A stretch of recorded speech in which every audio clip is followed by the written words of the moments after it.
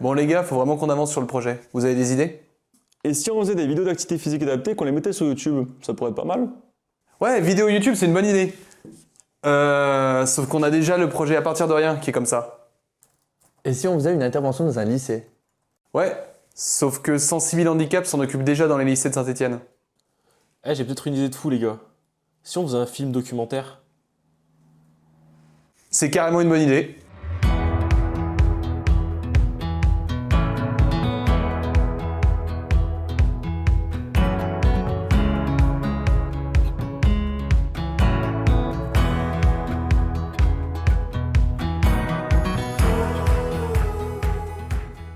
Bonjour, nous sommes 4 étudiants en 3e année de licence TAPS à Saint-Étienne, à l'université Jean Monnet. Notre spécialité, c'est l'APAS, activité physique adaptée et santé. Notre métier se définit par l'encadrement de séances d'activité physique auprès d'un public à besoins spécifiques. Cela couvre le champ du handicap, qu'il soit sensoriel, intellectuel, moteur ou encore social, avec par exemple l'encadrement de séances auprès de seniors dans des EHPAD. Cela peut aussi concerner des valides ayant une blessure d'une durée déterminée qui se trouvera en centre de rééducation.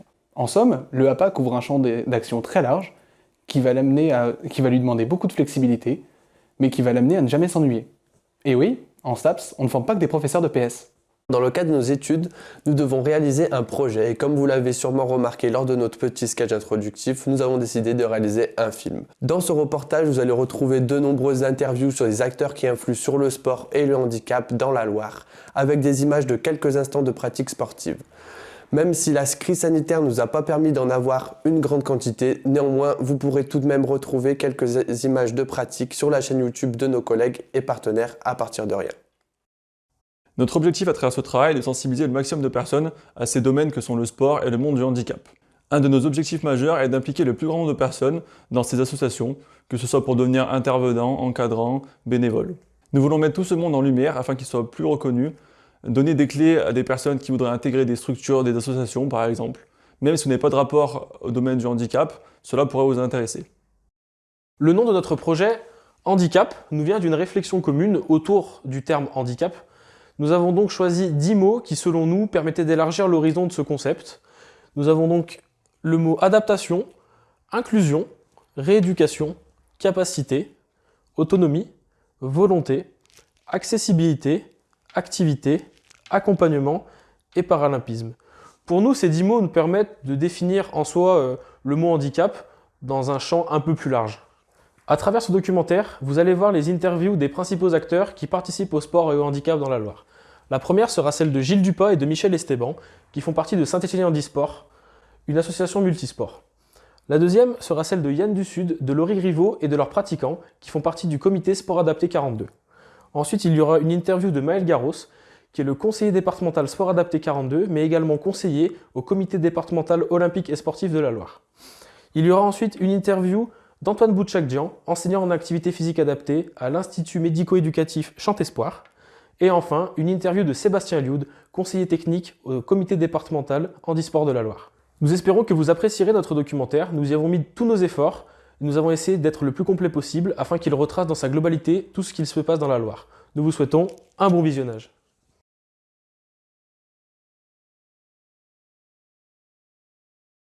Salut, c'est Romain, projet handicap. Aujourd'hui, c'est le premier jour de tournage. On est à Saint-Étienne Handisport. On va interviewer des dirigeants et des encadrants, si tout se passe bien. Allez, c'est parti!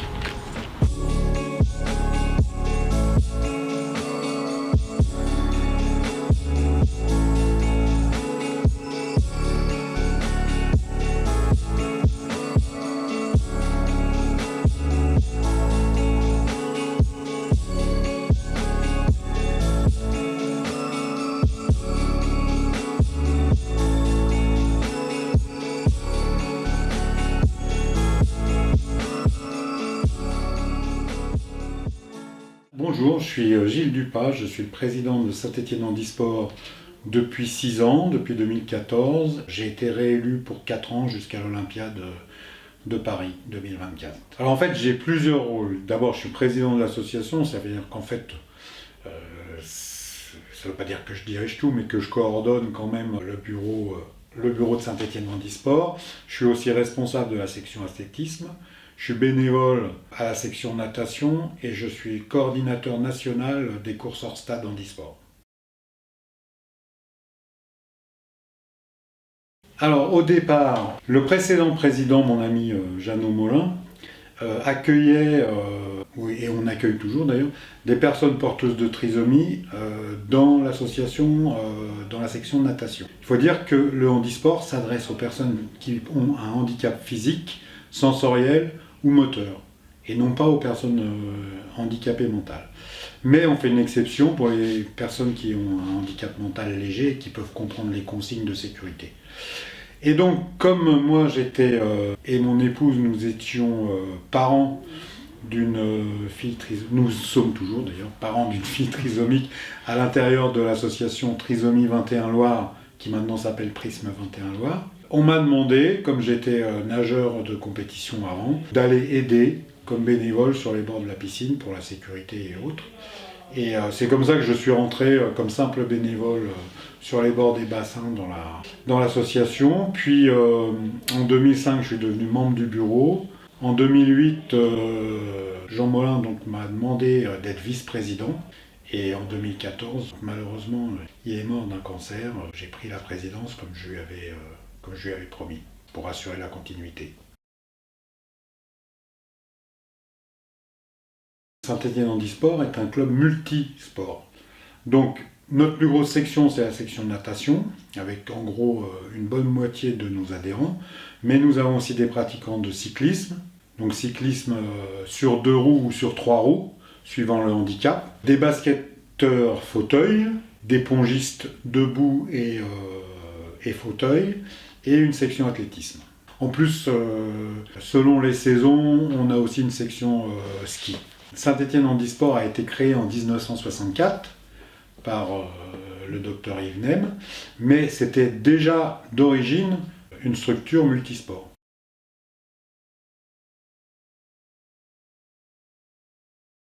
Dans la pratique, énormément, puisque par exemple nos basketteurs ne peuvent plus pratiquer, vu que les gymnases, tous les espaces clos sont fermés. Il nous reste les cyclistes et nos pongistes non plus ne peuvent pas pratiquer, puisque les gymnases sont fermés.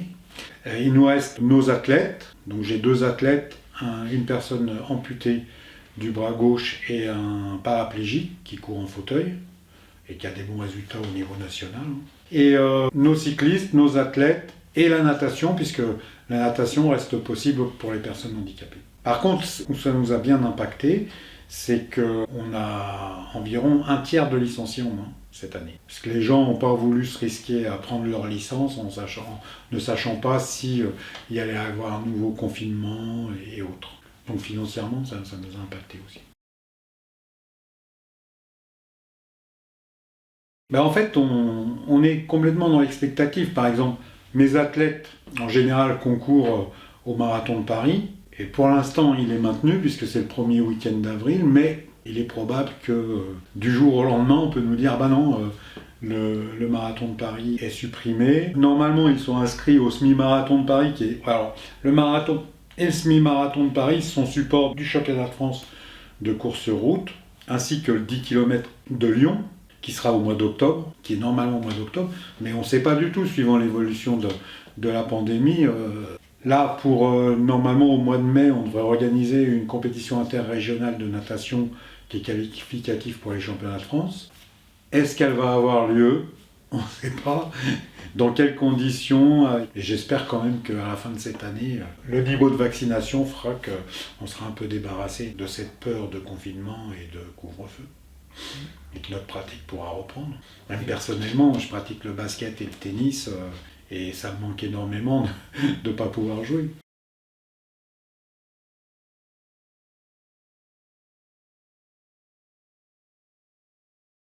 Donc, je m'appelle Michel, je suis né en 48, donc 72 ans.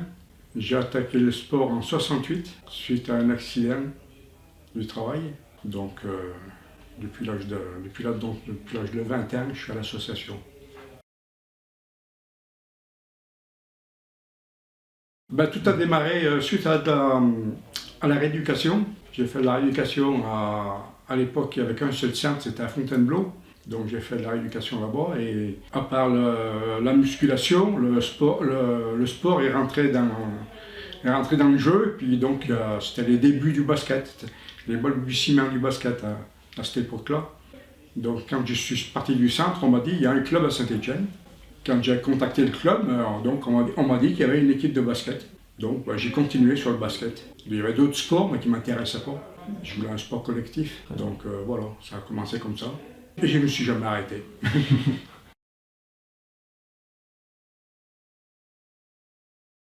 Au départ, peut-être que je me suis dit, comme c'était un instant du travail, bon, j'avais une pension et tout, j'avais pas de souci financier, je ne pensais pas au travail. Donc j'ai dit autant aller à fond dans le sport, et puis en plus le sport, ça me sert tous les jours. Parce que pour sortir en fauteuil, pour faire des transferts, tout ça, il faut toujours avoir un peu assurer la musculature, être toujours en bonne condition. Donc là aussi, ça amenait aussi à avoir toujours une pratique pour être toujours mobile. Il y a des moments, ça me démange de prendre le fauteuil et puis de me remettre à refaire du basket. Hein. Mais maintenant, donc j'ai comblé le truc. Maintenant, je fais du handbag maintenant. 2 fois par semaine, je me fais mes 30-40 km de vélo et voilà, donc je continue à me dépenser, quoi. J'ai attaqué donc en 68, après en 70 j'ai intégré l'équipe de France. Après j'ai eu quand même une petite période que j'avais eu un accident, donc j'ai pas pu jouer. Et quand je suis revenu, donc après j'ai réintégré l'équipe de France. Et j'ai fait les championnats du monde, alors les premiers Jeux mondiaux, pardon, à l'époque c'était les Jeux mondiaux. En 71, j'ai fait ça en Bretagne, donc j'étais dans l'équipe B, l'équipe de France. Et après j'ai retourné faire des championnats du monde là, en 90, toujours dans l'équipe de France B. Donc voilà, c'était à peu près mon parcours en basket. On est les pionniers, quoi, parce que c'est nous qu'on a commencé vraiment tous les sports à l'époque. Donc on avait commencé à faire de l'athlétisme aussi. Donc en athlétisme, c'est la même. J'avais participé aux Jeux mondiaux en même temps en Bretagne, donc je faisais partie de l'équipe de France d'athlétisme. Et donc là, à l'époque, aux Jeux mondiaux, j'ai été médaille d'or en relais 4 x 100 mètres. Après, donc, j'avais fait les championnats de France, toujours en athlétisme, j'ai été médaille d'or aussi. Toujours en relais 4 x 100 mètres. Et puis après j'ai arrêté l'athlétisme, parce que ça faisait trop. Parce que le basket, ça prenait beaucoup de temps.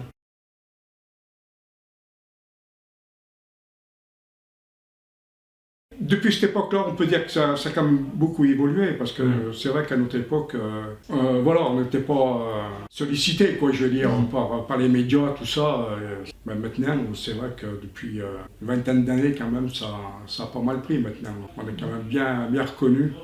Ben, je crois que ça s'est fait au fur et à mesure. Bon, ce qui a beaucoup aidé à une époque, c'est qu'en 90, l'équipe de France a été la première équipe au niveau de tout sport à avoir un titre de champion du monde en basket. Même avant les valides, il n'y avait pas de titre de champion du monde.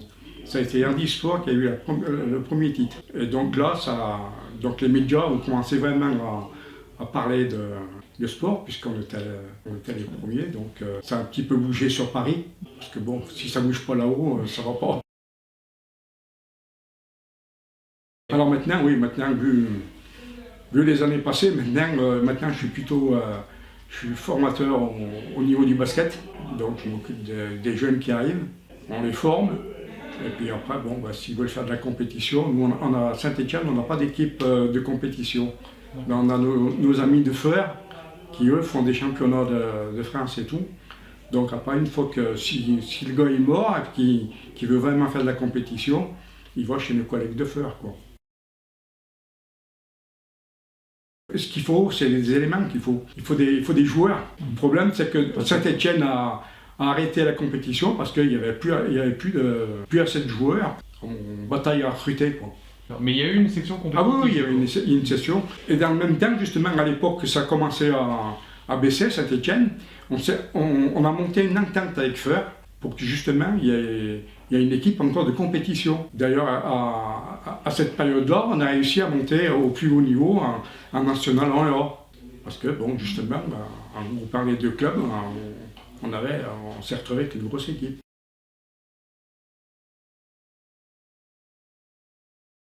Ils peuvent dépanner, mais on peut dépanner que sur 1 ou 2 joueurs maximum. Oui. Étant donné que dans une équipe de basket, sur le terrain, au niveau en dessous, il faut qu'on soit, par rapport à l'handicap, il faut qu'on soit à 15 points et demi sur le terrain avec 5 joueurs. Et donc par rapport à l'handicap, ça va, le valide 5 points, et ça descend jusqu'à 1 point par rapport à l'handicap. Donc avec 5 joueurs, il faut 15 points et demi sur le terrain. Donc si on a 2 valides, il ne reste pas beaucoup de place pour les autres. Et comme on est obligé d'attaquer le match avec 5 joueurs, autrement on ne peut pas attaquer un match, on n'a pas le droit. Donc ça pose un problème, quoi. Parce qu'à une époque, on avait des valides, même maintenant d'ailleurs, on a des valides qui viennent. Bon, à l'époque, on avait 2-3 valides. Il y en a moins parce que justement, le peu de reprises qu'on a eu, ça a été un petit peu espacé. Donc les gars n'étaient pas disponibles à ce moment-là, ils n'avaient pas pris leur licence, tout ça, donc on se retrouvait avec peu de joueurs, quoi, finalement. Il y avait peut-être 4-5 joueurs qui se déplaçaient et c'était tout, quoi.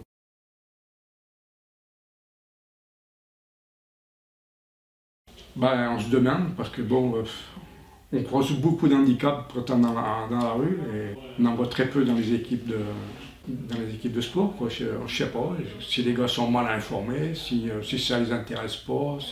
Avant, on disait ouais, mais les handicapés ils étaient surprotégés par la famille, on ne les laissait pas aller, et pourtant il y avait quand même quelques sportifs. Et maintenant, ça s'est quand même beaucoup développé, et on prend encore moins de licenciés, quoi. Là, on n'arrive pas à comprendre. Et pourtant, on essaye de faire on fait des interventions au niveau des collèges, des lycées, tout ça, pour qu'ils en parlent autour d'eux, que s'ils connaissent des personnes handicapées qui veulent venir essayer, tout ça, mais non, les gars ils n'accrochent pas. Il y a un centre de rééducation là, à Bellevue, donc là aussi on intervient 1 ou 2 fois dans l'année, et le problème c'est que bon, c'est des gars qui viennent aussi de l'extérieur là. Donc après ils rentrent chez eux, peut-être qu'ils vont dans les clubs autour de chez eux, mais là donc ils restent peut-être 1 an ici, puis après ils rentrent chez eux. Alors est-ce qu'ils continuent, on ne sait pas, mais peut-être qu'il y en a qui continuent, qui ont connu handisport chez nous, et puis qui vont continuer après. Mais bon, là c'est pas des gars vraiment de Saint-Étienne, donc on ne peut pas savoir si ça porte ses fruits, quoi. Mais on y va quand même tous les ans.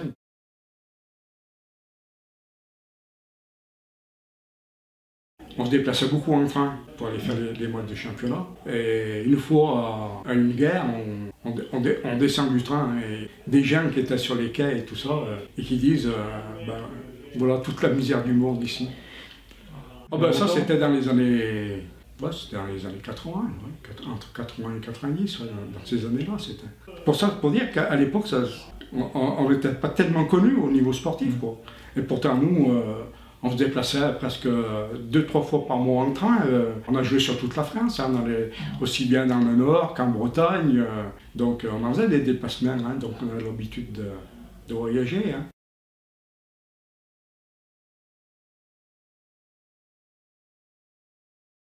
On a peut-être eu plus de facilité à cette époque-là, on était peut-être même mieux accueillis à cette époque-là que maintenant. Je vois l'équipe de Feur, et à des moments ils ont des problèmes. Il y a dans certaines régions, quand ils veulent faire le déplacement en train, on leur répond qu'ils ne prennent pas les fauteuils. Les gars ils se débrouillaient, il fallait voir, on arrivait pour prendre le train.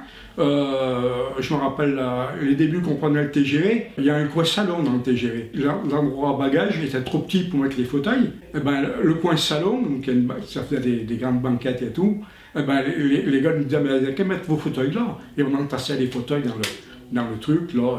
En accessibilité, le plus gros effort ça a été les gymnases.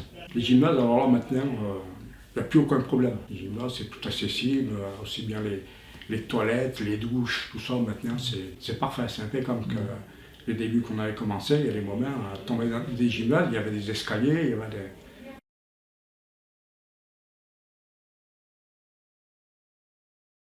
J'ai un collègue qui est revenu là, sur Saint-Étienne, qui a fait partie aussi de l'équipe de France en basket. Donc on a décidé de monter des stages pour les jeunes. On a des petits jeunes qui viennent, qui ont 12-13 ans, les mettre avec les adultes. Sur un terrain, c'est pas très... On fait attention, quoi, mais je veux dire, on a des anciens joueurs qui viennent, ils ont encore plein de bouillon, donc avec un gamin de 12-13 ans, qui ne développe pas quand même la même. Donc, alors on a décidé de faire des petits stages comme ça, on accueille des gamins, et en même temps, à ces gamins, alors, on leur demande de venir s'ils ont un copain ou même valide. Alors comme ça, ils sont plusieurs jeunes, alors on les accueille en après-midi, pendant les vacances scolaires. Comme ça, les gamins ils commencent à prendre plus jeunes. Peut-être qu'on s'est dit, peut-être qu'on pourra développer une école du basket. On a démarré ça il y a 2 ans maintenant. On en a un qui paraît qui est maintenant très intéressé par la compétition. On avait eu un jeune qui arrivait, et bien lui il a mordu aussi la même là, et maintenant il joue dans l'équipe de feu, quoi. Donc il fait le championnat.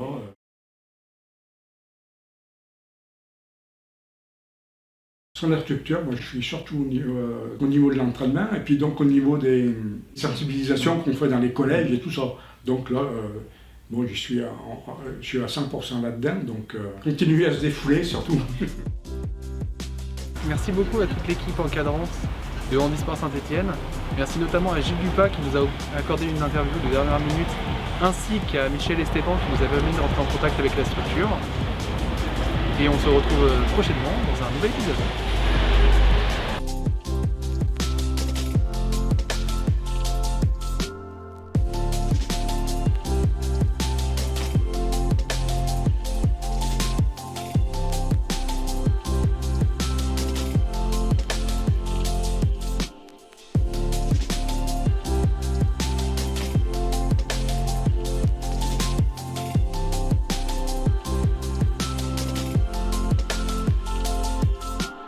Salut, c'est Jordan. Aujourd'hui, on est à Roanne pour le 2e jour de tournage. On est au gymnase Boulevard de Belgique. Je suis avec Romain et Enzo qui sont derrière la caméra. On va rencontrer Yann du Sud qui fait partie du comité départemental sport adapté.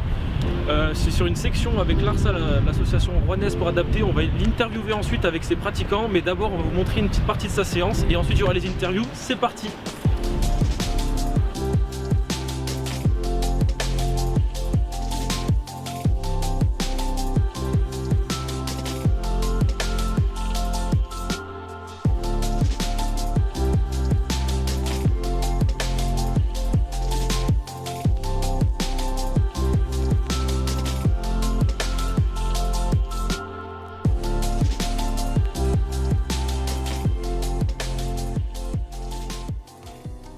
Je m'appelle Aurélie Monet, c'est le 9 janvier. Moi, je m'appelle Corentin Solton et j'ai 17 ans.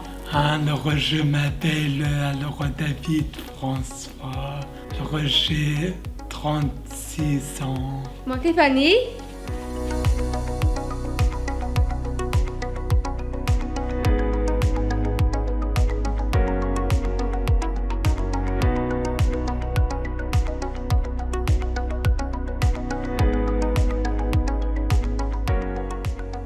J'ai bien aimé avec les autres.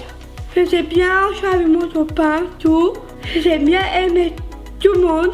J'ai bien passé. Ça se passe bien.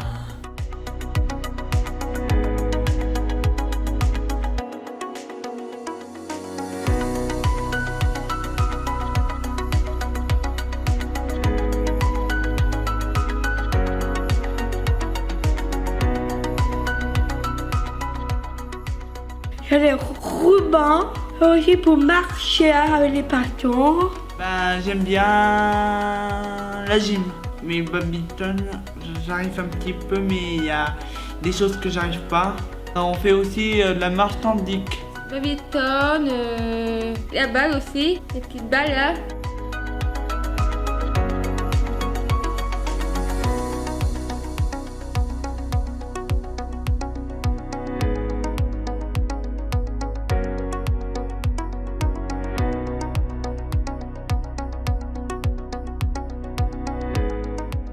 Je suis à ça depuis 2016. Et ça fait alors plusieurs années. Pas autant.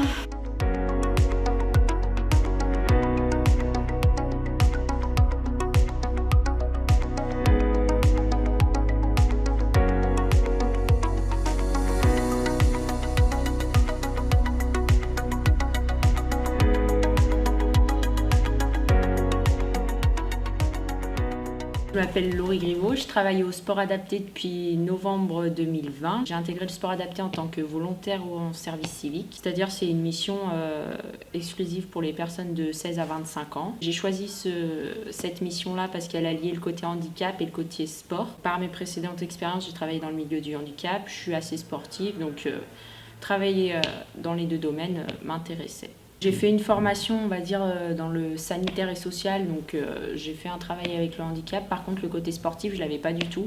Mais c'est ce qui est bien avec le service civique, c'est qu'il n'y a pas besoin de formation précise en fait. C'est une expérience de 8 mois. Les formations, les expériences, elles ne comptent pas sur le CV, on va dire. Alors tout simplement en recherchant les offres de service civique sur internet, j'ai vu cette offre-là qui n'était pas pourvue. Elle devait être pourvue en octobre et en novembre. J'ai eu on va dire un petit coup de chance, j'ai appelé Aurélien, il m'a dit que c'était toujours à pourvoir, donc j'ai foncé. Depuis peu, là j'interviens le lundi soir. Donc il faisait basket avant, mais du coup avec le contexte maintenant on fait tennis de table. Ici, dans ce gymnase, et le mardi soir et le jeudi soir. Donc le mardi soir, j'accompagnais des jeunes autistes à la piscine de Roanne. Du coup, là aussi, c'est plus compliqué. On les a en gymnase, donc ça a été tout un nouveau contexte pour eux et pour nous, parce qu'on les avait jamais connus dans un gymnase. Donc voilà, c'est une nouvelle découverte. Et le jeudi, pareil, on a un groupe à la piscine de Roanne qui maintenant, du coup, la section a été annulée, où les sportifs viennent du coup sur la section du samedi pour remplacer. Sinon, le mercredi, le sport adapté organise souvent des rencontres. Elle a un calendrier en fait départemental et du coup elle organise des rencontres, donc je participe aux rencontres avec le sport adapté.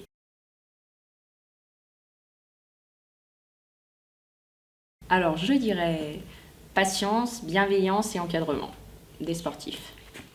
Alors, je m'appelle Yann Dussud, j'ai 25 ans. J'ai fait une licence TAPS option APA. À la suite de cette licence, pendant 1 an, j'ai travaillé un peu à droite à gauche. Et du coup, en 2017, j'ai été embauché au comité départemental du sport adapté de la Loire. Donc, ça va être ma 4e saison là, à ce poste. Et du coup, on intervient sur tout ce qui est section sport adapté. Je participe aussi à la création et développement des séjours sport adapté. Et après, tout ce qui est animation de rencontres. Et en termes d'administratif, je gère toute la partie licence sur le département.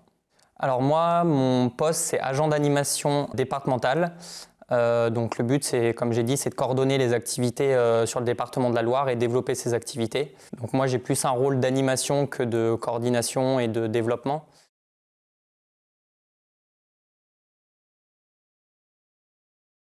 Au lycée, j'ai choisi un truc qui n'a rien à voir. J'ai fait un bac STAV, c'est sciences et techniques de l'agronomie et du vivant, au lycée agricole de Chervais. En fait, j'ai fait ce bac simplement parce qu'ils avaient une section sportive qui me plaisait carrément. En fait, on faisait du canoë, de la course d'orientation, du VTT, du trail.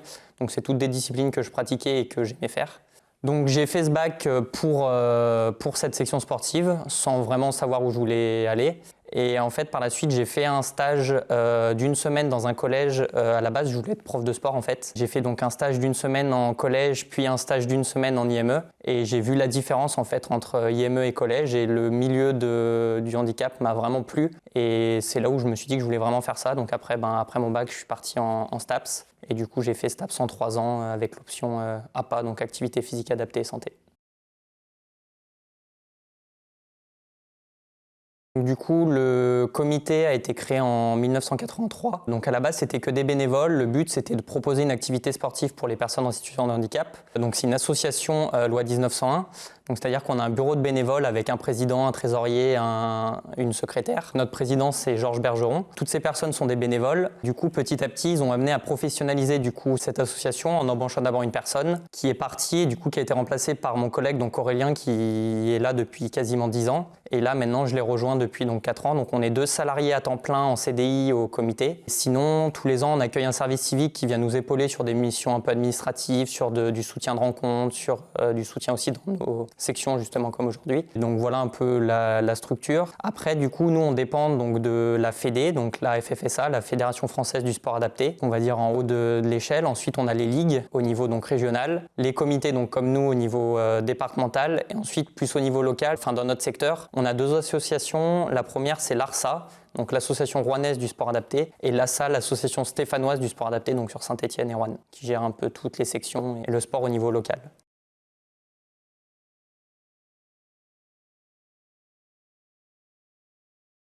En termes de sections sportives, on a 4 sections sportives, une le lundi soir en basketball, une le mardi soir en natation sur des jeunes autistes, une le jeudi soir en basket sur Saint-Germain-Laval et une autre multisport, donc le samedi matin comme aujourd'hui, où on enchaîne 3 activités au cours de l'année. On commence par de la GRS, donc gymnastique rythmique et sportive, ensuite du badminton et on finit par de la marche nordique. Avec l'actualité, le Covid, tout ça, on a dû un petit peu s'adapter. Donc les piscines étant fermées, on a réussi à maintenir nos sections, sauf celle du jeudi soir en piscine. Celle du mardi soir en piscine, on l'a remplacée par une section en gymnase, mais voilà, en fonction des créneaux horaires et tout ça, ça correspondait pas trop pour toutes les sections, surtout qu'avec l'heure du couvre-feu, maintenant on a été obligé d'avancer les sections. Donc l'ARSA gère ces sections et après au comité, nous on a des sections sportives où on avait une section piscine aussi le jeudi soir et après mon collègue a une section sur Bussière aussi en basket, en tennis de table, tout ça. C'est deux choses différentes mais on regroupe tout un peu sous la même enseigne. C'est-à-dire qu'on intervient à l'ARSA comme intervenant en fait, mais on est salarié au comité. C'est pour ça que souvent les gens sont un peu perdus entre comité et ARSA parce que les familles pensent qu'on travaille pour l'ARSA alors qu'en fait on travaille pour le comité, on est juste intervenant pour l'ARSA.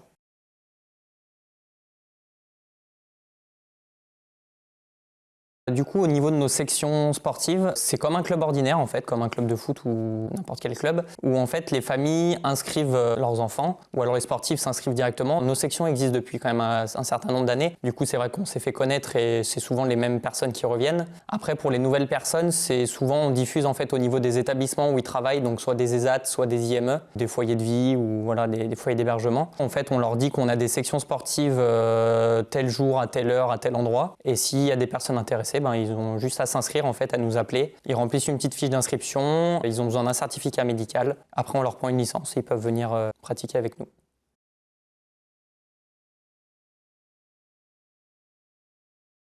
Alors là, c'est une autre démarche en fait. Là, c'est les clubs qui se rapprochent de nous. Enfin, ils aimeraient en fait ouvrir une section sport adapté et du coup, on les affilie à notre fédération. C'est sous forme d'une sorte de contrat qui met en relation en fait les deux fédérations et qui accepte du coup le club à accepter nos sportifs en fait dans leur club. Du coup, là, c'est de la volonté du club qui se rapproche de nous et qui nous dit voilà qu'ils aimeraient ouvrir une section ou des choses comme ça. Après, il arrive aussi que des fois des sportifs nous demandent qu'ils aimeraient pratiquer telle pratique à tel endroit et du coup là c'est nous qui allons regarder si des clubs ordinaires existent qu'on pourrait affilier pour justement accueillir ces personnes.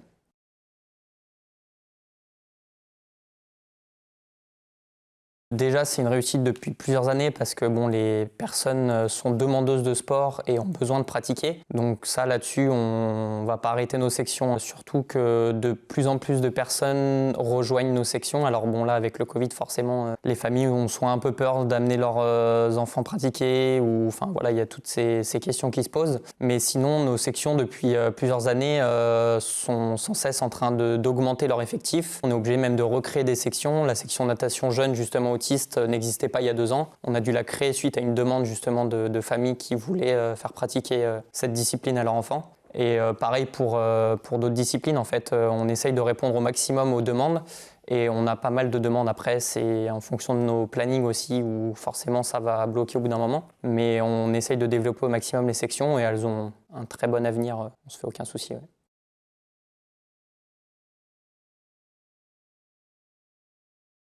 Alors ça a été compliqué, il a fallu passer énormément de coups de téléphone, que ce soit aux familles, que ce soit à la ville, que ce soit un peu à tout le monde. On a vraiment eu du mal en fait à trouver des lieux de pratique. Donc sur le premier confinement, donc à la reprise en septembre, on nous a fermé tous les établissements. Donc on a maintenu nos sections mais en extérieur, où on faisait donc des activités motrices en extérieur, que ce soit marche, que ce soit renforcement musculaire, on faisait des fois des petits exercices avec ballon ou des choses comme ça. Donc au début on s'est adapté en mettant nos sections à l'extérieur. Ensuite ils nous ont autorisé le retour au gymnase, donc on a pu retourner en fait dans nos gymnases, reprendre nos activités comme on faisait. Et ensuite, ils nous ont refermé les gymnases pour nous ouvrir qu'un seul gymnase Boulevard de Belgique, là où on se trouve aujourd'hui, où du coup toutes les disciplines autorisées actuellement sont regroupées dans le gymnase, donc que ce soit sport universitaire, sport santé, sport adapté, donc nous et voilà.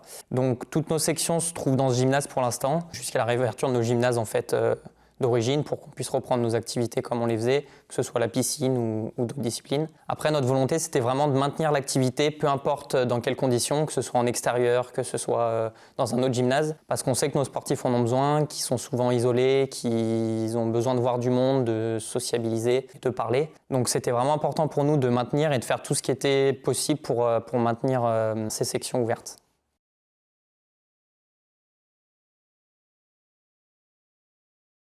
Le premier, ça serait de l'adaptation. Sport adapté porte très bien son nom. Voilà, on a toujours besoin de s'adapter, que ce soit aux séances, que ce soit au public. Ils réagissent vraiment jamais de la même manière. Ensuite, je dirais l'envie de pratiquer, l'envie de faire du sport tout simplement. Et troisième, c'est la joie de vivre qu'ils nous apportent en fait. C'est vraiment pour ça que j'ai fait ce boulot et que je voulais pas travailler dans un collège ou au lycée, être un prof de sport ordinaire, parce que je me suis rendu compte qu'en fait ce qu'ils nous rendaient en retour était hyper fort, peu importe ce qu'on peut leur proposer, ils sont toujours souriants, ils ont toujours envie de pratiquer, ils sont toujours motivés, ils sont très expressifs là-dessus et je trouve ça hyper agréable en fait au travail de vivre ces expériences-là. Du coup voilà, ouais, je dirais ça.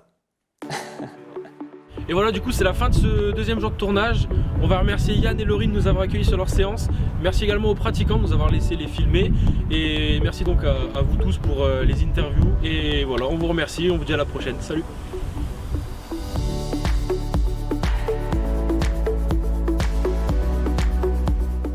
Bonjour à tous, c'est Enzo et Raphaël. On se retrouve aujourd'hui au comité départemental olympique et sportif pour l'interview d'un représentant du sport santé, Maël Garros. Allons-y, c'est parti!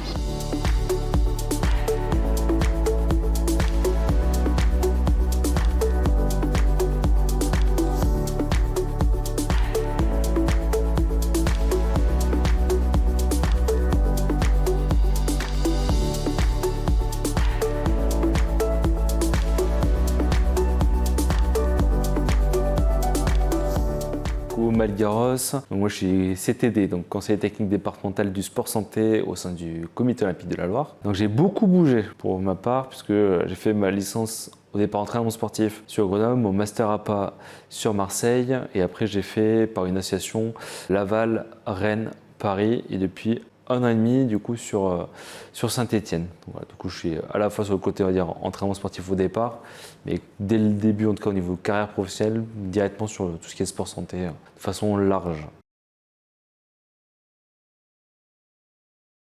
Le comité olympique de la Loire, c'est une association fédérale donc qui rassemble toutes les fédérations sportives du territoire, donc 65 fédérations, karaté, basket, EPGV, FSF, quelles qu'elles soient. Et l'idée étant, nous, comité olympique de la Loire, de les aider. Et du coup, moi, pour ma casquette, sur vraiment cette casquette de sport santé, c'est-à-dire toutes les personnes qui sont sédentaires, malades chroniques, handicap physique, handicap intellectuel. Et là, c'est plutôt en doublant avec handisport et le sport adapté sur les handicaps avec un grand H. Donc dans en tout cas le dispositif qu'on met en place, l'idée c'est de se dire on doit être là pour les gens, pour pouvoir les accompagner où qu'ils soient sur le territoire, quelle que soit leur difficulté et quels que soient leurs besoins. Et après en lien du coup avec le médecin traitant qu'ils ont sur leur territoire. Donc la première étape finalement c'est la première étape de renseignement. Elle peut être faite par tout le monde, que ce soit un infirmier, que ce soit un éducateur sportif, que ce soit un bénévole, quel qu'il soit. L'idée c'est de se dire que une fois que l'information a été donnée, le bénéficiaire, qu'on va appeler bénéficiaire, qu'on pourra appeler patient, adhérent, peu importe le nom qu'on va lui donner, va nous contacter et on va faire un bilan physique qui dure 1h30 pour savoir qu'est-ce qu'il faisait avant comme activité, qu'est-ce qu'il aimerait faire, qu'est-ce qui fait qu'il en a peur peut-être, qu'est-ce qu'il en attend et surtout savoir au niveau physique où est-ce qu'il en est de façon très globale pour se dire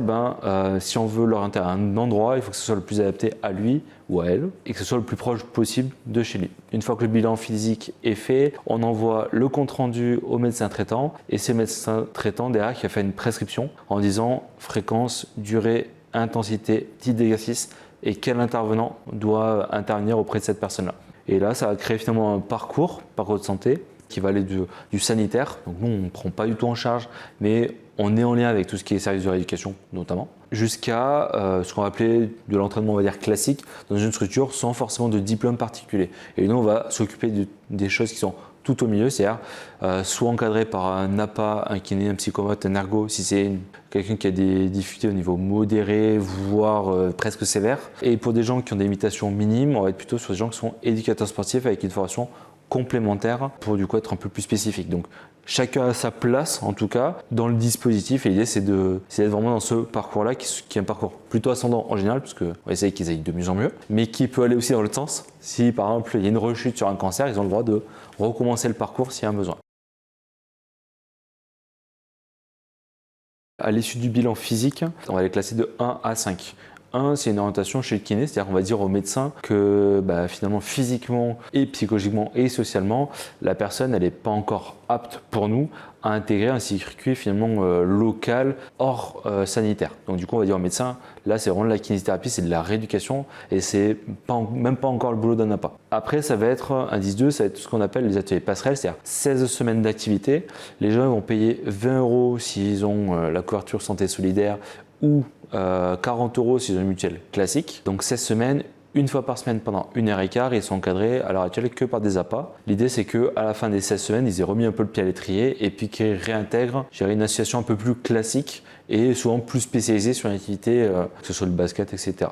Sport santé, donc indice 3, ça va être des gens qui sont éducateurs sportifs, on va dire APA, kiné, psychomote, ergo, même si à l'heure actuelle dans la Loire c'est pratiquement exclusivement des APA, j'ai 2 kinés qui sont référencés, un sur Saint-Just-à-Rambert et l'autre du côté de Feur. Ils font plutôt des activités plutôt pilates, plutôt liées à des lombalgies chroniques. Là c'est un groupe finalement qui est constitué jusqu'à 15 personnes maximum.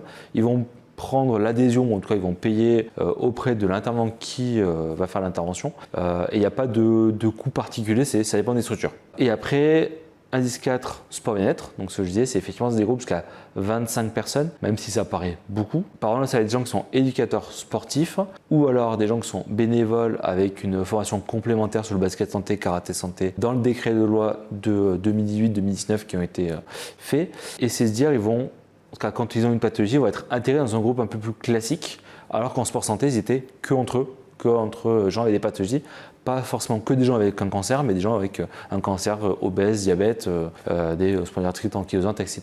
Et l'indice 5, comme je disais tout à l'heure, c'est effectivement un groupe classique, limite compétitif, si la personne a envie de continuer. La seule différence entre finalement tous ces parcours-là, c'est que entre passerelle et sport bien-être, les gens, on va les accompagner. On va les accompagner pendant 2 ans. On va les appeler à 3 mois, 6 mois, 1 an et 2 ans. Alors que chez le kiné ou après sur un club un peu plus classique, là pour le coup, on leur a donné les informations, ils y vont et puis on ne les suit pas, sauf si effectivement il y a une problématique particulière. Le bilan physique, c'est 1h30. Je dirais, il est découpé en 3 quarts d'heure, 1 heure, plus 3 quarts d'heure, voire une demi-heure. C'est-à-dire qu'en gros, il y a entre 3 quarts d'heure et 1 heure d'échange. On va prendre les informations administratives, je dirais nom, prénom, âge, adresse, le nom du médecin traitant pour savoir à qui on envoie le bilan, la mutuelle pour savoir s'il y a des remboursements ou pas et leur donner l'information qu'il y a peut-être un remboursement à aller chercher. En général, la plupart des mutuelles remboursent à l'heure actuelle, mais on ne le sait pas. C'est juste qu'il y a un remboursement autour de 50 €, mais pour certains, ça va jusqu'à 500 € sur 2 ans. Et les gens ne sont pas au courant, c'est un peu dommage. Donc c'est donner ces informations-là et puis effectivement toute une partie aussi sur qu'est-ce que vous faisiez avant, qu'est-ce que vous faites aujourd'hui et quelle pathologie vous avez. Qu'est-ce qu'ils nous déclarent comme pathologie? Alors souvent, je dirais cet échange il se poursuit pendant la suite de l'entretien puisque parfois on apprend qu'ils ont des problématiques cardiaques notamment ou des gens qui nous disent non, j'ai pas de cholestérol ou j'ai pas de problématique d'hypertension. Alors on dit ok, ça marche, vous avez des médicaments? Oui, j'ai anti-hypertenseur. Ok, mais du coup si vous avez un traitement, c'est que vous avez un problème cardiaque. Donc on est sur un truc un peu aussi d'éducation thérapeutique puisque effectivement il faut essayer de leur expliquer c'est quoi ces médicaments et finalement que le médicament c'est pas j'ai plus, c'est je traite une problématique particulière mais je suis encore en cours de problématique de santé quoi. Donc ça c'est la partie je dirais première partie administrative plutôt dans l'échange et la deuxième partie effectivement il y a 2 questionnaires, un questionnaire qui s'appelle le Ritchie-Gagnon qui est le niveau d'activité physique qu'eux déclarent, et un questionnaire de qualité de vie qui est le SF12 pour savoir finalement qu'est-ce que ça a comme impact dans la vie de tous les jours. Et en plus ces 2 questionnaires, du coup il y a 7 tests physiques avec le test de marche 6 minutes, puissance musculaire membre inférieur, puissance musculaire membre sup, souplesse membre sup, souplesse membre inf et équilibre unipodal, équilibre dynamique. Et je crois que j'ai fait le tour.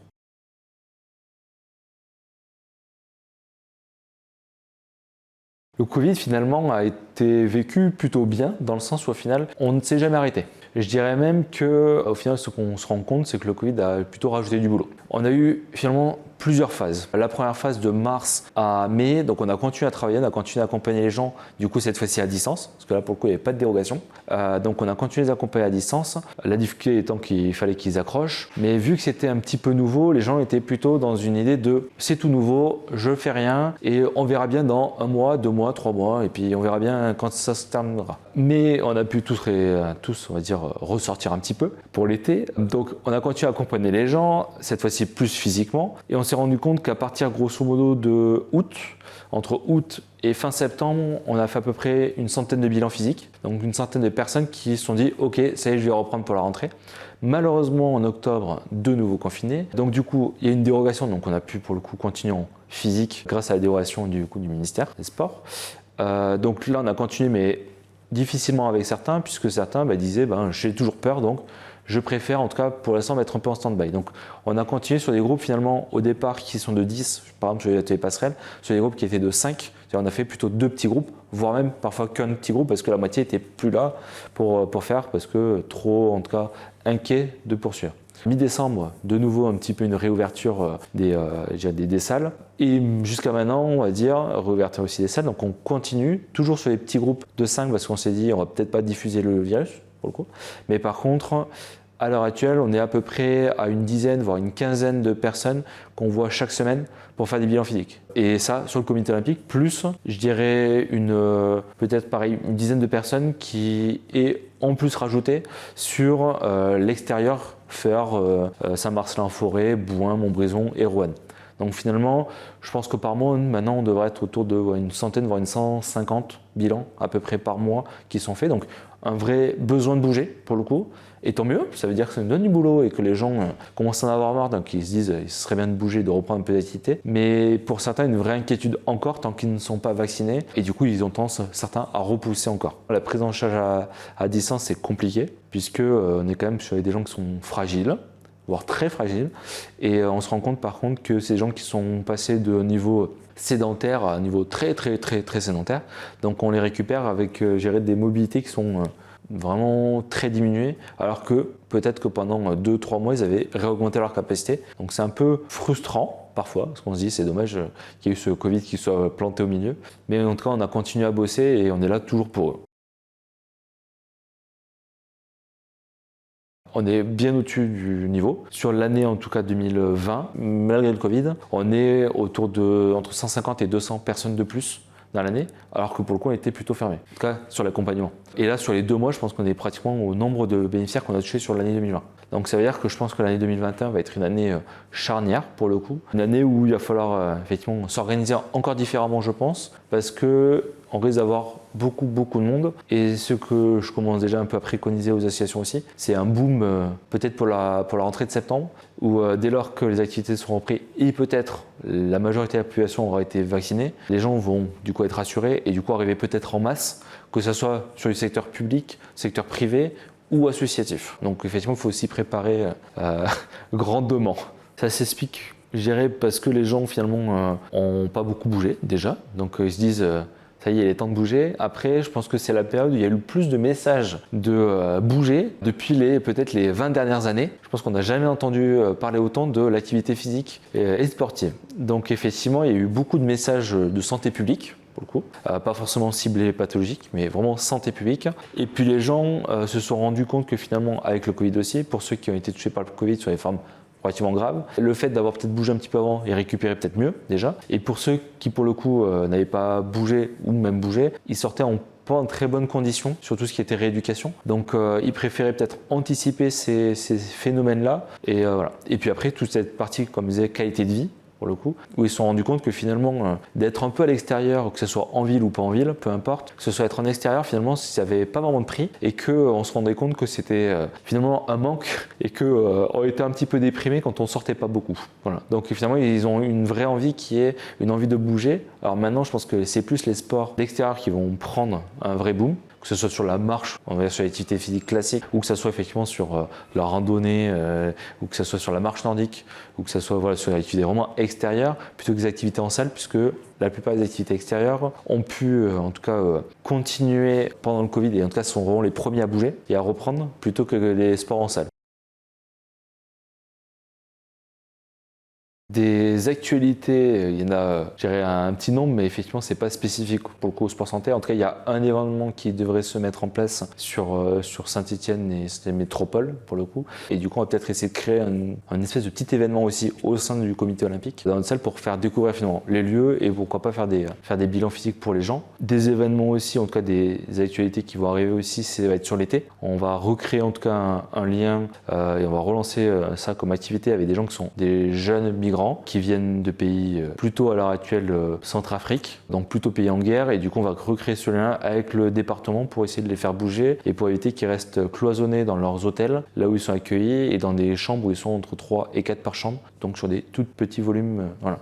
Après, de façon beaucoup plus globale, et ça fait le lien entre le côté sportif, un peu compétition et surtout défi, et le côté santé, il y a en tout cas en septembre le Raid Nature qui devrait se mettre en place, et avec notamment des équipes de handisport à Anjouelette qui font effectivement souvent le parcours du Raid Nature. Donc l'idée c'est d'être en tout cas investi dessus et pouvoir diffuser le côté sport santé et le côté un peu défi, en tout cas diffuser le message comité olympique de façon globale lors de cet événement. Donc il y a plusieurs parcours sur le Raid, et donc il y aura un parcours qui sera plus adapté en tout cas handisport comme chaque année pour qu'il n'y ait pas de difficultés et que ce soit ni trop long ni pas assez long et qu'ils puissent faire plein d'activités différentes qui sont encore sur un raid et pas juste sur une course quoi.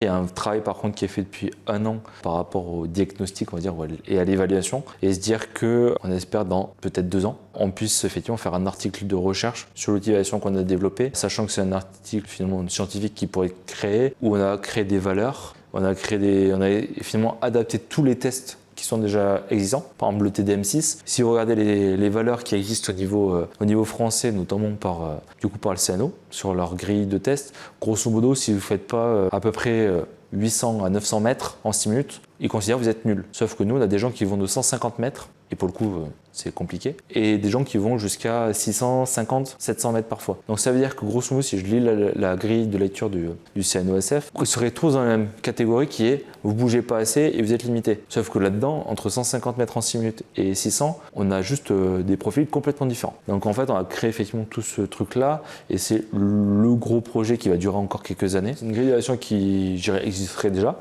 Comme je disais, sur le test de marche 6 minutes, ça existe déjà, le test de marche. Sur la force membre inférieur, c'est-à-dire assis debout en 30 secondes, c'est déjà validé. Le seul truc, c'est que c'est pas réinventer, mais en tout cas, c'est rajouter des vraies valeurs par rapport au profil des gens qu'on va voir. Et du coup, se dire qu'en fonction de telle valeur, c'est quelle orientation. Et ça n'existe pas.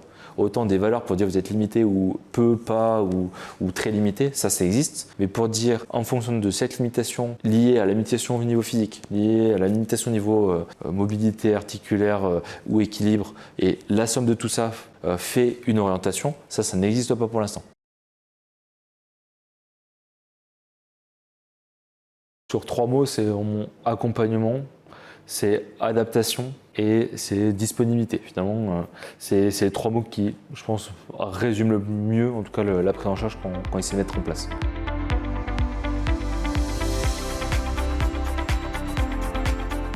Salut, c'est Jordan. Aujourd'hui, on se retrouve pour un nouveau jour de tournage. On est à l'IME Chant-Espoir avec Romain et Enzo qui est derrière la caméra.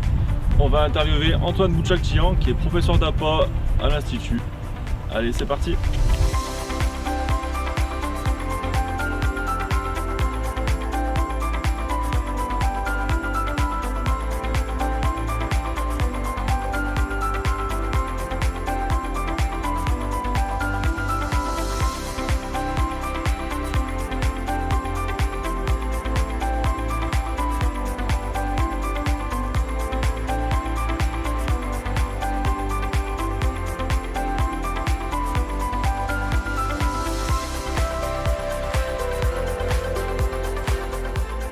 Donc je m'appelle Antoine Bouchak-Tian, j'ai 30 ans. Je suis prof d'APA à Chant-Espoir depuis 2 ans. Avant, j'ai travaillé 4 ans à l'établissement d'à côté à Rocheclaine chez les plus petits en tant qu'institut suppléant, parce que j'avais pas forcément trouvé de poste dans ce que je voulais. Au niveau de mon cursus universitaire, j'étais au STAPS Saint-Étienne, licence APA, et après la licence, donc j'ai tout de suite enchaîné avec le travail. Je suis pas allé jusqu'au master, voilà. Ma maman est éducatrice spécialisée en ADAPI, et mon papa est cuisinier dans cette même ADAPI, donc j'ai été quand même confronté au milieu du handicap dès mon plus jeune âge. Et voilà, c'est vrai que ça m'a toujours attiré ce milieu-là. Après, c'est vrai que quand je suis rentré en stage, je ne savais pas forcément si je partais sur prof de PS ou si je partais sur prof d'apport. Petit à petit, ça fait son chemin dans ma tête. Le fait en deuxième année d'avoir pris l'option APA, de faire un stage notamment ici en IME et en ITEP, m'a convaincu. Ici, c'est l'Institut Chantespoir. L'Institut Chantespoir fait partie de l'association Les Deux Collines. L'association Les Deux Collines, ça regroupe 3 établissements. Ça regroupe donc l'établissement Plein Vent, qui accueille des sourds et muets juste en face, à Saint-Étienne. Et il y a l'Institut Rocheclaine, qui est un ITEP, uniquement un ITEP, qui accueille des jeunes de 6 à 14 ans. ITEP, c'est enfants, troubles du comportement, hyperactivité, grosses difficultés sociales, environnement familial très très compliqué. Et normalement, c'est pas de déficience mentale. Mais c'est quand même reconnu comme un handicap. Et ici, nous, à Chantespoir, on est un IME ITEP, c'est-à-dire qu'on accueille à la fois donc, des profils ITEP, troubles du comportement, et à la fois des profils IME qui ont une légère déficience mentale. Donc tous ces jeunes qu'on a, nous on en a 47 en intra. C'est tous des jeunes qui ont été sortis du cursus scolaire ordinaire, qui ont reçu des notifications de la MDPH et qui ont été en gros en difficulté dans leur parcours scolaire et qui nous ont été envoyés. Nous on a accueilli des jeunes de 12 à 20 ans avec des projets professionnels. On a 3 branches professionnelles, horticulture, cuisine et MHL. L'idée, c'est dans leur cursus des jeunes de les former à être autonomes plus tard et de les insérer dans le milieu professionnel, tout en essayant de garder aussi du lien avec le milieu ordinaire. Si des jeunes sont en capacité de retourner un peu dans le milieu ordinaire, notamment dans les collèges et les lycées, on fait en sorte de les accompagner et de les insérer petit à petit sous forme d'inclusion dans ces établissements. Le jeune est vraiment maître de son projet et acteur de son projet. Avec les professionnels, on fait en sorte qu'ils sortent avec toutes les cartes en main de l'établissement et l'idée c'est qu'ils sortent avec un métier et qu'ils soient capables d'être autonomes dans la vie de tous les jours. C'est pas un long fleuve tranquille, mais on fonctionne un peu comme un établissement scolaire. Il y a 5 classes de niveaux en fonction des âges. Plus on est âgé, plus les jeunes vont être confrontés au milieu professionnel avec des stages. Au niveau des plus jeunes, ça va être un peu un fonctionnement collège avec des matières scolaires, de l'EPS, un peu de découverte professionnelle mais vraiment de l'observation. Oui, tout à fait. Bien en lien, j'ai été mis directement en lien parce que Michel Villeman, du coup le directeur de Chantespoir, a fait partie du comité, il est élu du sport adapté, donc membre du sport adapté. Donc moi j'ai été mis tout de suite dans la boucle, donc j'ai fait partie des réunions des élus et voilà, donc c'était comme si j'étais un élu parce que j'ai fait toutes les réunions du sport adapté. Je suis aussi bien en lien avec Aurélien Mousset qui gère le sport adapté et qui nous avec Chantespoir, on participe à beaucoup de compétitions organisées par eux. On essaye d'en faire au moins une par mois. C'est vrai qu'on est très très actif avec eux et c'est très intéressant justement ces compétitions qui regroupent tous les établissements affiliés au sport adapté dans la Loire. Et ce qui est intéressant, c'est que ça permet aux jeunes de se confronter à d'autres publics, d'autres handicaps et aussi pour les plus doués, ça met un esprit de compétition intéressant parce qu'aussi on peut monter ensuite au niveau régional, au niveau national. C'est vraiment bénéfique pour les jeunes et pour leur construction personnelle à Chantespoir. Je sais que nous, on fonctionne sur la base du volontariat quand il y a des compétitions. C'est en général les mercredis, je fais le tour des jeunes, je leur demande qui veut y aller, qui veut pas y aller. Il y a très peu de jeunes qui ne veulent pas y aller. C'est vraiment des manifestations où tout le monde passe une bonne journée, prend du plaisir et en même temps acquiert des compétences et acquiert surtout des liens sociaux qui me semblent primordiaux. Oui, je participe au sport adapté. Je fais partie aussi d'ASS Cœur Vert, l'association qui est gérée par l'ASS. Donc, c'est des tournois de soccer qui ont lieu qui avaient lieu avant la crise sanitaire, une fois par mois au Club 42 d'Andrézieux. C'est géré par Lionel Potillon, qui rejoint des établissements avec des jeunes présentant des troubles du handicap, mais aussi des foyers de vie, des sauvegardes, donc des jeunes qui sont en foyer. Et on se rencontre une fois par mois au soccer d'Andrézieux. Et ce qui est intéressant, c'est que en plus des matchs de soccer, il y a à chaque fois un atelier de prévention ou d'explication sur certains handicaps. Je sais pas, ça peut être un atelier sur le langage des signes, ça peut être une intervention de la PJJ. En plus des matchs, il y a des apprentissages sur certaines choses. Et ces matchs sont arbitrés par les chauffeurs de la Stas, pour la simple et bonne raison que souvent nos jeunes sont assez compliqués dans le transport au niveau de la Stas, ont pas mal d'incivilités. Et le fait d'être confronté aux chauffeurs dans un milieu autre que le bus, ça permet de créer des liens et de voir les chauffeurs sous un autre œil, en même temps que les chauffeurs voient les jeunes aussi sur un autre œil. Donc c'est très très intéressant. Voilà, et ça nous a ouvert les portes justement d'aller à Geoffroy Guichard à la mi-temps d'un match de la SS pour aller faire le challenge orange. Ouais. Je participe aussi beaucoup en lien avec Aurélien Mousset qui intervient au niveau des BPGEPS, qui forme les BPGEPS. Il a souvent besoin de cobayes, entre guillemets, de jeunes pour la mise en pratique. Donc les jeunes, moi je les amène souvent à l'ETRA chez les BPGEPS pour que les étudiants s'exercent sur nos jeunes. Je travaille aussi avec la base de loisirs de Saint-Just-à-Rambert qui intervient sur du kayak avec nos jeunes, qui va entraîner sur une journée complète à Saint-Pierre-de-Bœuf en milieu ouvert. Et l'idée c'est de, pourquoi pas, amener un ou deux jeunes au championnat de France après de kayak en e-sport pour aller confronter justement ces jeunes dans des compétitions nationales et confronter les jeunes à de grands événements. Il y a aussi tout le lien que je fais avec les clubs parce que souvent les jeunes, les parents ne peuvent pas payer de licence ou ne peuvent pas amener leurs enfants dans les clubs en dehors de l'établissement. Et ça fait partie de mon job d'essayer de les intégrer dans les clubs, de les accompagner, d'essayer de monter des montages financiers au niveau des licences et de créer un réseau avec les différents clubs de la région. Après, en termes d'événements particuliers, dans cette année, il n'y a pas grand chose. On essaie vraiment de les mobiliser. J'essaie vraiment d'attraper tout ce que je peux, mais c'est un peu compliqué là. C'est un peu compliqué. Pour tout le monde, c'est compliqué. On a un protocole ici qui s'est durci petit à petit, notamment au niveau du port du masque, au niveau des pratiques sans opposition, enfin un peu comme tout le monde dans l'EPS. Après, nous, la chance qu'on a, c'est entre guillemets, c'est qu'on a des jeunes qui font partie qui touchent au champ du handicap et on a des dérogations que le milieu ordinaire n'a pas. On peut aller encore à la piscine, les patinoires nous sont encore ouvertes, les gymnases ici en intra nous sont ouverts, donc c'est quand même une chance. On a dû s'adapter, j'ai dû revoir mes cycles, tout ce qui est opposition, j'ai dû y mettre de côté. Mais après, j'ai quand même la chance de pouvoir sortir les jeunes et leur faire pratiquer quand même des pratiques qu'en milieu ordinaire, ils peuvent pas faire. Après, c'est sûr que là, ça commence à être long. Il va falloir que ça s'arrête pour tout le monde, je pense. Mais je suis pas le plus à plaindre, je pense. Après, c'est des jeunes aussi pour qui le port du masque peut être compliqué. Déjà, qui sont quand même bien actifs, ils ont besoin de souffler, garder le masque toute la journée. C'est un peu lourd, donc des fois, il faut qu'on s'adapte sur ça. Il faut qu'on s'adapte aux troubles du jeune. Est-ce qu'on lui met le masque toute la journée? Est-ce qu'on lui permet de souffler un petit peu? Mais là, c'est du cas par cas.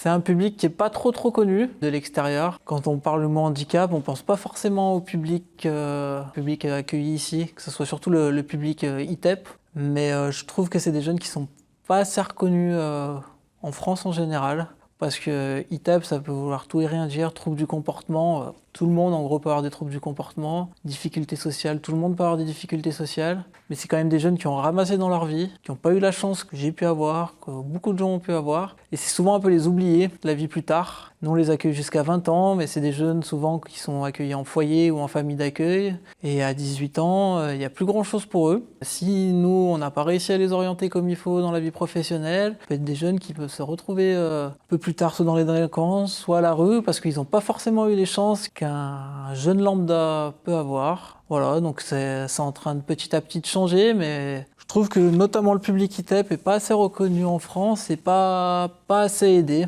Donc voilà, parce que je pense que dans le milieu ordinaire, il y a beaucoup de troubles du comportement aussi dans les classes, que les enseignants sont en difficulté, mais que c'est pas quelque chose qui est assez aidé en France pour moi. Je leur apporte un gros défouloir, et ils en ont besoin. Même si je suis entre guillemets prof d'APA, je pense que j'ai pas la même relation avec les jeunes qu'un prof de maths ou un prof de français dans l'établissement. Je leur apporte un lien différent et vraiment un moyen aussi de se permettre de se lâcher, mais avec la parole. Je suis là pour leur apporter des compétences, certes, compétences motrices, compétences au niveau des différentes disciplines, mais j'insiste vraiment moi sur les compétences sociales, s'ouvrir aux autres, s'ouvrir au public extérieur, rencontrer des gens, sans forcément un cadre bien strict. Alors certes, il faut un cadre, mais avec ce lien de confiance qu'on peut créer, les jeunes, ils arrivent à se lâcher vraiment émotionnellement en sport, et c'est hyper important pour eux. Et je pense que sans l'APA ici, il y aurait plus de vitres cassées, ou il y aurait plus de portes enfoncées, et c'est vraiment un moment important pour eux, et nous, à Chant Espoir, on fait en sorte que dans la semaine, ils en aient pour leur compte en APA.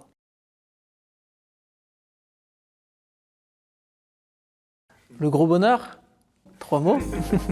C'est déjà la fin de ce nouveau jour de tournage. On tient à remercier Antoine Boutchak-Jean de nous avoir accueillis à l'IME Chantespoir pour cette interview. On souhaite aussi remercier Michel Villeman qui nous a laissé filmer les extérieurs de son établissement. On vous donne rendez-vous très bientôt pour la suite avec un nouveau tournage très prochainement. Salut!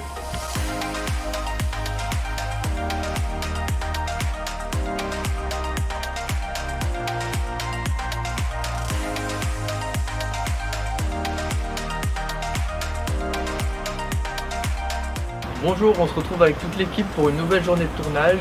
On vient aujourd'hui interviewer Sébastien Loud qui est le conseiller technique au comité handisport de la Loire. C'est parti.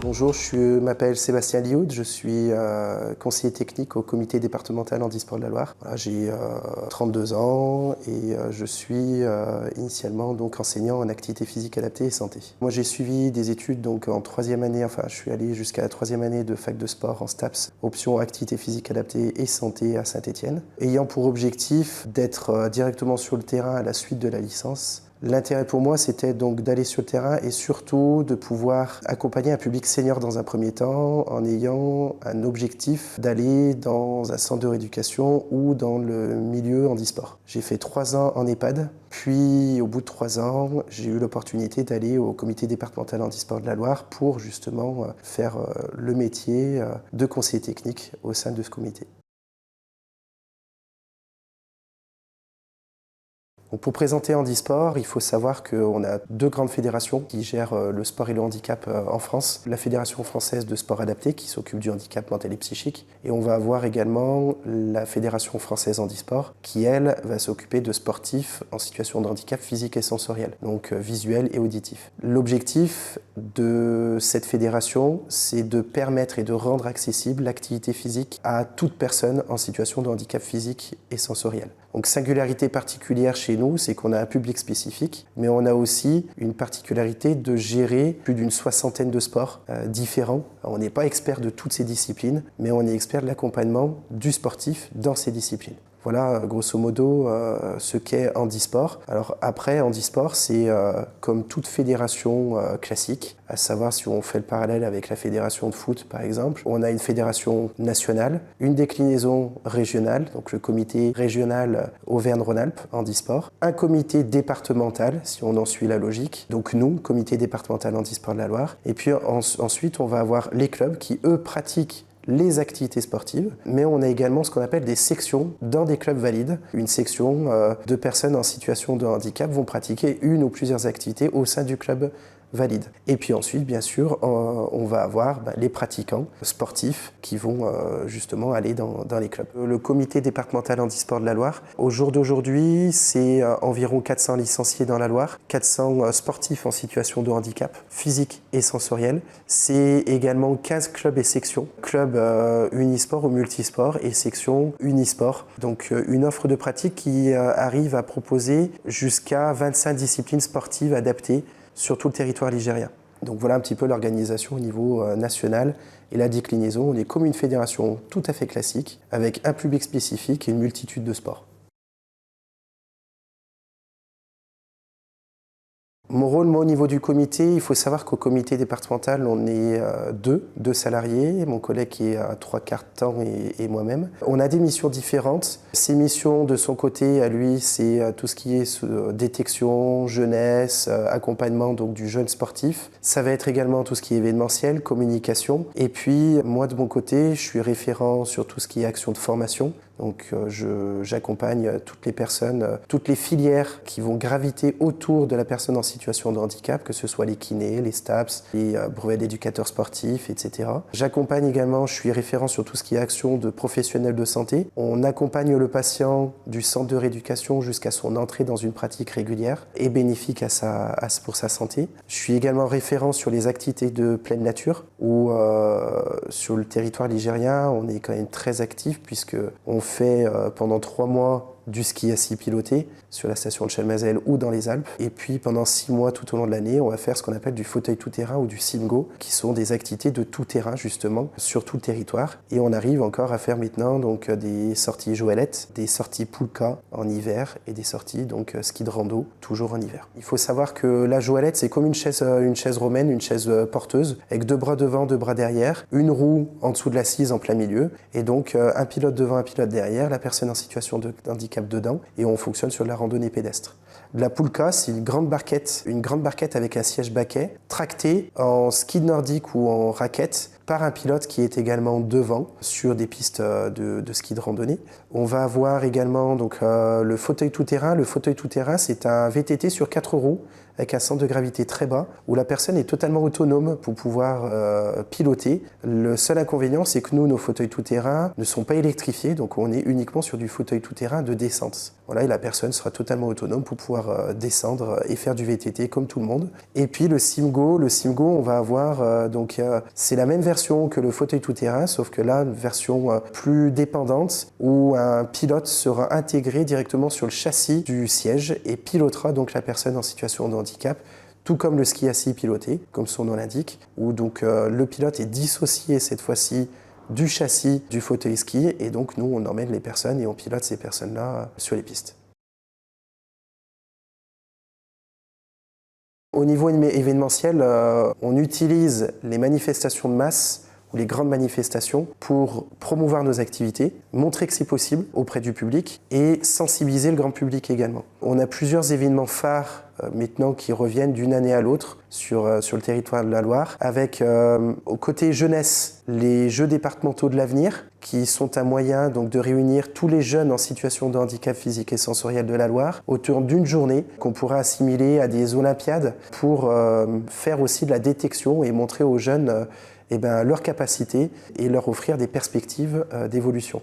On a également une autre manifestation pour les jeunes qui est un séjour sport, une sorte de petites vacances où on va avoir les jeunes pendant 3-4 jours et puis leur présenter une multitude d'activités. Pareil pour qu'on puisse dédramatiser un petit peu de la situation et montrer qu'ils peuvent faire une multitude de choses. Et puis après, on a beaucoup d'événementiels sur la pleine nature. On a une manifestation qu'on fait maintenant depuis 4 ans qui s'appelle Handinautique. Alors pour résumer et pour faire très court, en général c'est ce que je dis, tout ce qui flotte, on le met sur l'eau, grosso modo. C'est-à-dire que là, on va utiliser tout le matériel de voile, de canoë-kayak, d'aviron, et tous sur l'eau, grosso modo. On va avoir également donc, un grand colloque qu'on organise tous les mois de septembre, qui s'appelle En discutant sport, qui réunit tout le monde, professionnels de santé, éducateurs, paramédicaux, bénéficiaires, sportifs, peu importe comment on les appelle, et on discute autour de tables rondes sur des thèmes précis et sur les projets du comité. On va avoir également ce qu'on appelle le Raid Nature 42, donc le Raid Nature 42 qui est un raid multisport où on a créé depuis maintenant 6 ans un parcours spécifique handisport pour que justement on montre que dans le monde du trail, on a aussi notre place. Voilà, et donc on organise énormément de manifestations de ce type-là pour promouvoir nos activités. Et donc chaque Paralympiade, on essaye aussi donc, de faire des événements de grosse envergure. On en a eu fait un pour l'Euro qui s'est passé en France. On en a eu un fait également en 2016 en organisant un tournoi international de basket fauteuil féminin pour préparer du coup les Jeux paralympiques de Rio. Donc on utilise tous ces événements pour faire avancer un peu les débats.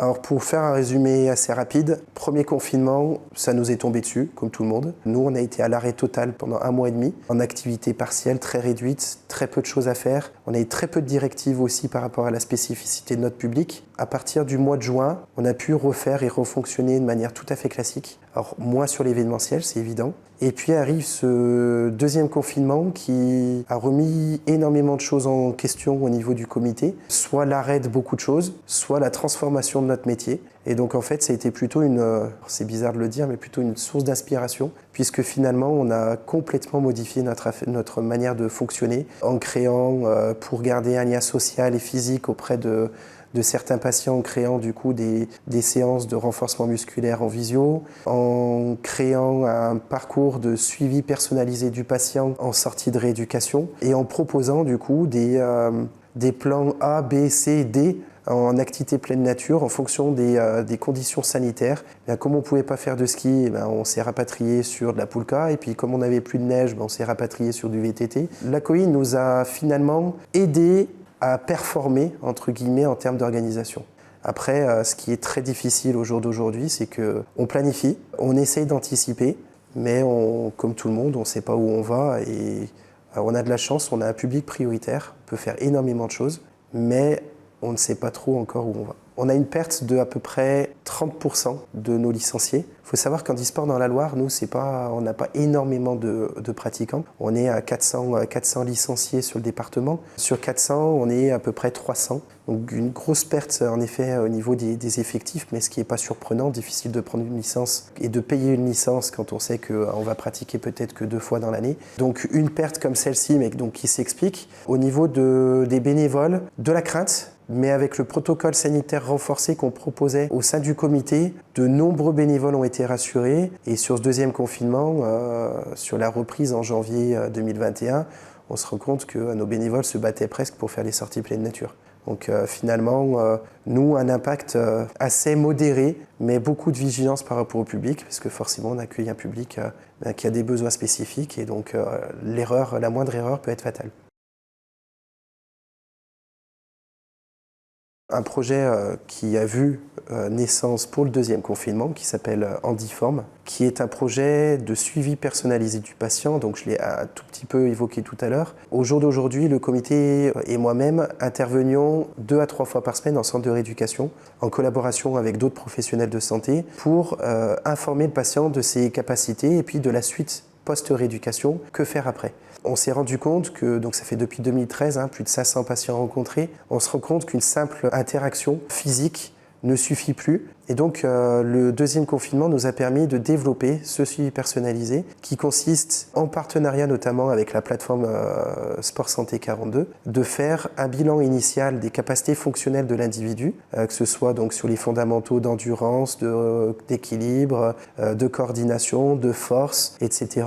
Et donc d'établir un bilan pour ensuite proposer 14 semaines de suivi individualisé avec 3 séances par semaine, une séance en collectif avec donc d'autres patients, une séance écrite à réaliser chez soi et une séance en visioconférence ou en replay à effectuer également chez soi. À travers tout ça, l'objectif est de leur présenter toutes les activités qui existent autour de chez eux, d'utiliser ces activités à visée thérapeutique pour que, on puisse travailler sur ces différents fondamentaux. À la suite de ça, de ces 14 séances, un bilan final sera réalisé et par un accompagnement pluridisciplinaire, l'objectif sera d'amener le patient à devenir du statut entre guillemets de patient à sportif et donc de rentrer dans une pratique régulière au sein de nos clubs. Donc ça, c'est un projet né dans la Loire qui est maintenant un projet également porté par la Fédération française handisport et donc qui nous tient particulièrement à cœur pour répondre spécifiquement aux besoins du patient. Il faut savoir qu'Handisport, au jour d'aujourd'hui, développe très peu l'activité physique adaptée. Il faut savoir qu'on est tout de suite tourné sur du loisir ou de la compétition, ce qui parfois peut être frustrant pour un EAPA, un enseignant en activité physique adaptée. Et donc, le projet Handiform répond à cette problématique et offre une passerelle du centre de rééducation jusqu'au club. La première fois que j'ai vu un non-voyant, forcément on ne se connaît pas, je tends la main, je lui dis bonjour et je lui demande « Est-ce que vous allez bien ?» Celui-ci me répond « Nous les miros, on nous tutoie parce qu'on ne vous voit pas ». Voilà, petit jeu de mots plutôt sympa, mais qui révèle énormément de choses. Handisport, c'est pas que la compétition, contrairement à ce qu'on peut croire. Certes, on a besoin de la compétition pour avancer, notamment avec les Jeux paralympiques qui arrivent, mais c'est aussi un milieu où ce n'est pas la secte des personnes en situation de handicap, c'est vraiment un milieu de partage, où finalement on parle très peu de handicap. On parle de handicap pour adapter l'activité, pour accompagner le sportif ou le patient, mais c'est surtout un endroit où on balaye les différences et on est tous autour d'un seul et même point commun qui est l'activité sportive. Cette anecdote, moi, c'est vraiment la dédramatisation de la personne en situation de handicap et surtout du handicap en général.